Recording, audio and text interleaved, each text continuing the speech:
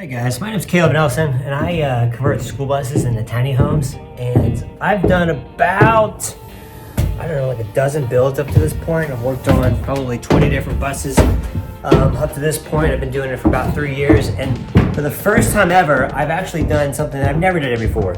And I want to share that experience with you because it cost me a couple extra $100 about things I wish I knew. I actually just bought this bus from GovDeals from a local auction, and I want to share what I learned about that and what I wish I knew differently.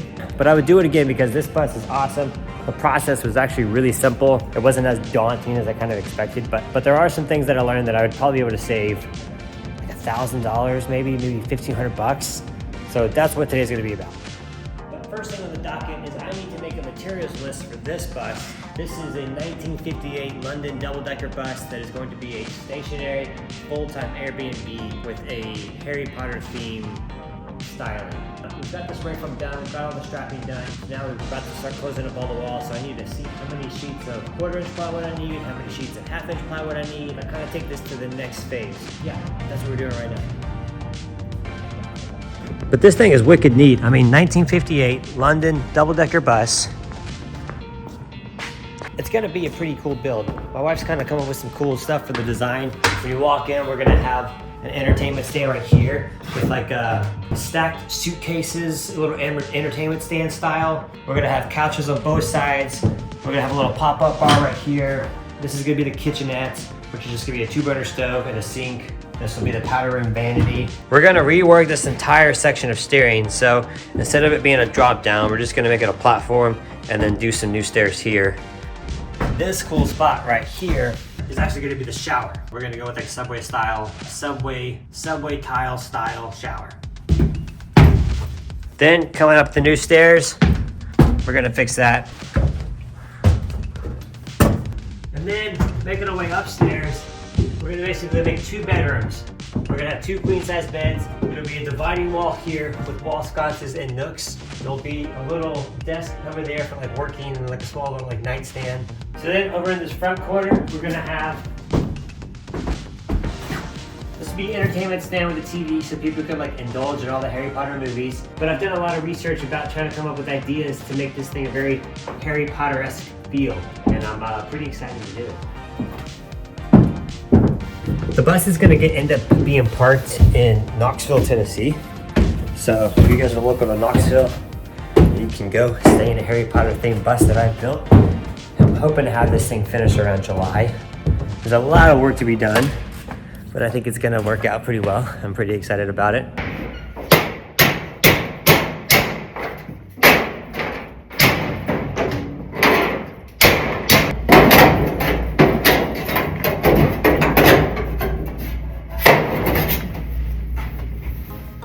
So yeah, this is the new project. It's a 2008 Chevy Duramax 6.6 LBZ.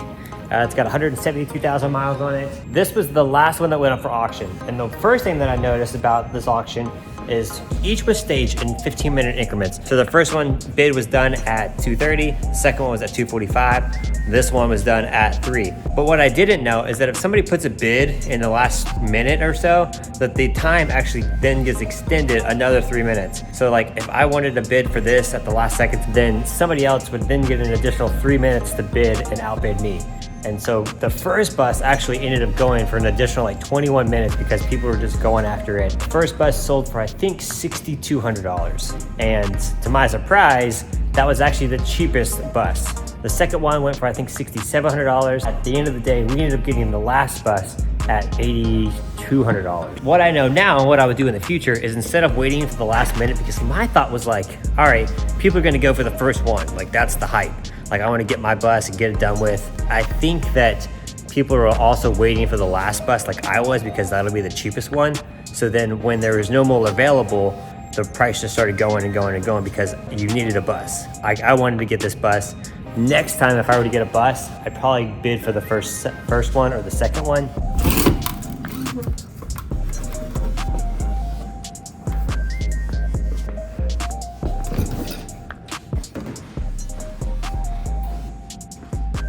Next thing that I learned about this experience was the auto bid feature. So I don't know about Public Surplus, but on Gov Deals, they have this thing called auto bid. I was thinking that these buses would sell for like $5,500 to $6,000. That's what I was shooting for. So I put my initial bid, auto bid, at $4,500. And I'm like, all right, maybe I'll get lucky and get it for $4,500. And then I was sitting at the computer for like 30 minutes, just like keep upping my bid one after another. And what I could have done is just put my auto bid at $8,000, knowing that's the max that I was gonna do. And what that does is it doesn't just automatically go from like, let's say the bus's bid is currently at like $3,700. If I put my auto bid at $8,000, it doesn't automatically put the bus at $8,000. How it works is if the bus is at $3,700, each time somebody bids, let's say they're gonna bid $100, so then it goes up to $3,800, it would add $50 increments in my behalf. And it keeps jumping it up automatically on my behalf for $50, but will not exceed my max bid at $8,000. Yes, I did go ahead and get this bus for $8,200, but that was just me and the excitement of bidding. It's definitely like, I can see how these numbers start rocking up there. So the auto bid feature is pretty cool. Knowing that in the future, I would probably just put, I don't know, I guess I can't put an auto bid on each one, because I put an auto bid on each one, and all the buses get in my behalf, then that means I have to buy each bus. But all right, we're gonna have to continue this story a little bit later because it is 9 o'clock and I've got one of my guys coming here in just a minute. So yeah, here we go.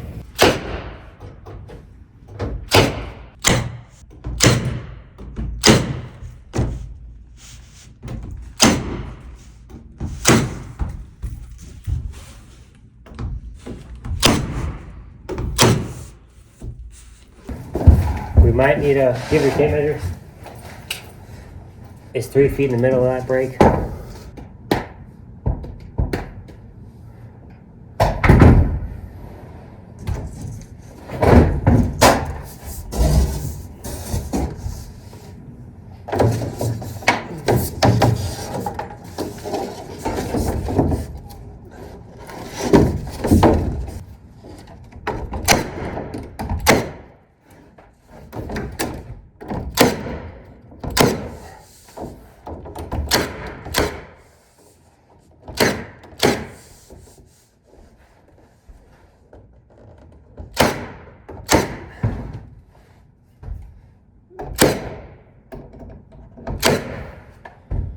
Later, dude. Thank you.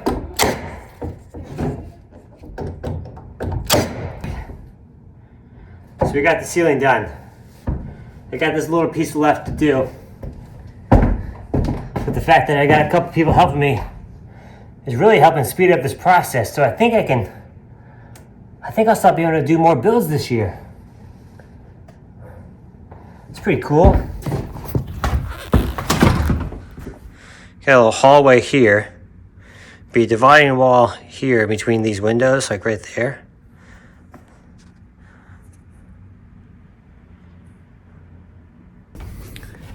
But I think that turned out pretty well.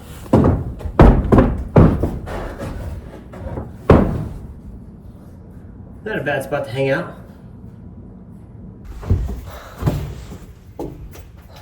Just go by yourself? Yeah, man. I know you got it. You got it. Kicking it old school.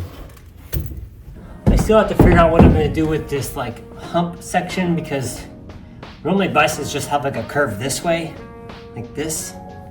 But this one has a curve forward and back, and then it tapers in, and it also has the standard bus contour to it. So I'm not exactly sure what I'm gonna do with it, but it's looking pretty good. Sorry, I just got a new iPhone. I haven't had an iPhone since like 2016, so it's now a whole new learning curve for me. But anyways, we got some of the walls done here. That's looking pretty good. The last part of the whole like auction bus thing that I want to talk about, that I think is really important.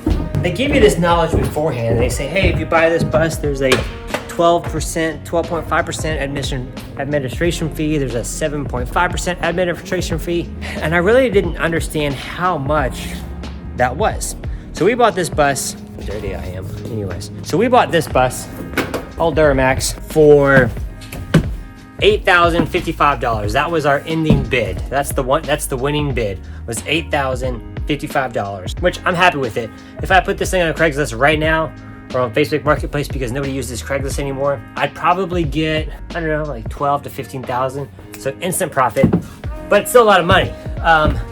So what I didn't fully understand is 7% of $8,000 is like $604. So that $8,000 bus then just jumped up to $8,600. It's a lot more money. And then, because you're not buying it from Facebook like I've always done, or Craigslist like I've always done, you're buying it from the city of wherever you're buying it from, because there's county auctions and stuff, it requires sales tax. So then you also have to abide by that state's sales tax or your state's sales tax, depending on where it's getting registered at. So sales tax in North Carolina is like 4%, 3.5%. Anyways, it came out to like another $400. So this $8,000 bus now has jumped up to $9,000, $9,096, I think was what the cashier's check was for. So that's a lot more money. I mean, that just increased by like, I don't know, 15% more than what I was expecting to spend.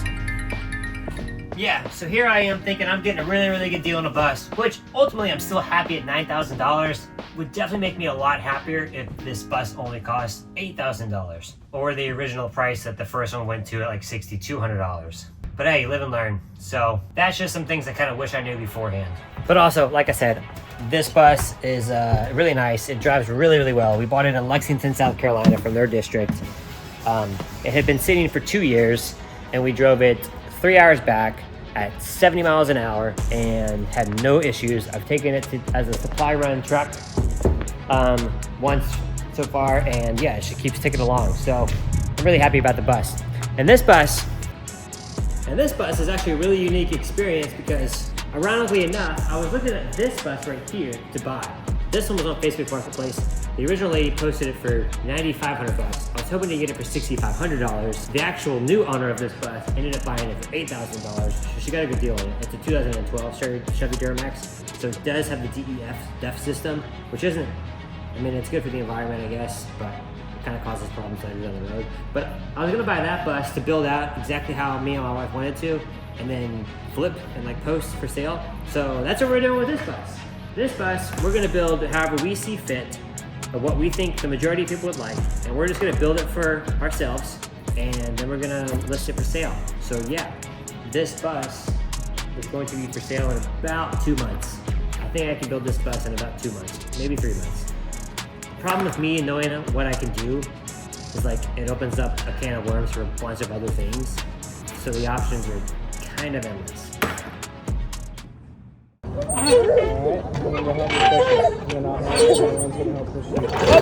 Too far. You okay?